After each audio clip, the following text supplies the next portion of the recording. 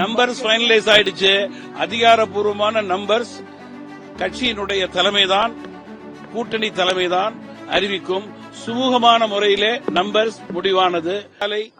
மரியாதைக்குரிய கூட்டணி கட்சியினுடைய தலைவர் ஐயா எடப்பாடியார் அவர்களை நேரடியாக சந்தித்து சுமூகமான முறையிலே தேர்தல் பிரச்சாரம், அதேபோல எண்ணிக்கை, அது மட்டுமில்லாமல் முக்கியமாக தொகுதி பங்கீடு குறித்தெல்லாம் கலந்து பேசினேன். நீங்க என்ன தொகுதிகள், எத்தனை எண்ணிக்கை என்பது அதிகாரப்பூர்வமாக அந்தந்த கட்சியினுடைய தலைமையே அறிவிக்கும். எதுவாக இருந்தாலும் அந்த கட்சி அறிவிக்கும்.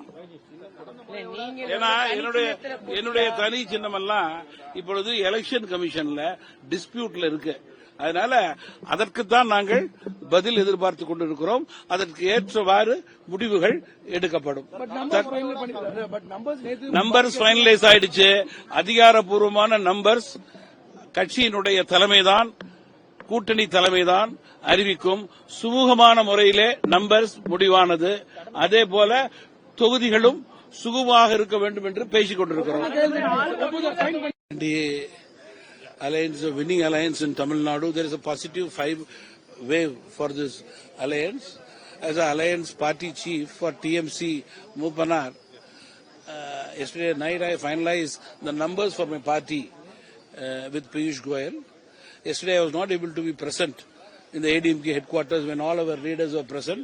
So today I am here to meet the General Secretary. It's purely a courtesy call. Inform him about sheet sharing, numbers, constituency.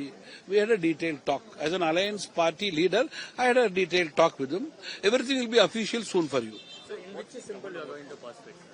The criticism of DMK that ADMK is so weak and all the decisions being taken from Delhi. No. It is not like that. Yesterday everybody were in the ADMK headquarters. Because I was not there, I have come to see him today. That shows the importance of the alliance leader in the state, who is the future chief minister also. What's your prediction numbers? How much seats? No, we are winning the election, there is no doubt. We will comfortably win the election, still no doubt.